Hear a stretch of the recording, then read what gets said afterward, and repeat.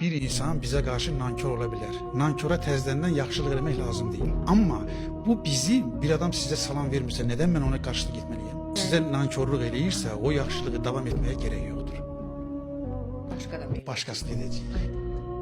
Yani bir adamın pisliğini o Türklerin bir güzel misalı var ya, deyir ki bireye kızıp yorganı yandırmayın. Yorgana bire düşüp yorgana düşmüş bireleri temizlemek için bütün yorganı yandırırsa bu cür eləməyəcəyik biz. Yenə də yaxşılıq eləməyə davam edəcəyik. Ama mən şəxsən görüşüm budur. Çünkü bunu mən şəxsi həyatımda da çok yaşamışım. Yani bir insan nankordursa, hiçbir yaxşılığın değeri bilmirsə, qiymət vermirsə ona yaxşılıq eləməyə dəyməz deyirəm. Allah Resulü buyurur ki, dikkat edin buna. Hediyeleşin. Bakın hediye verin demeyin. Hediyeleşme o deməkdir ki, mən birine hediye alıram, o da mənə hediye alır. Yani karşılıklı olmalıdır. Elbette. Hediyeleşin. Bakın hediye deyir sevgini artıracak.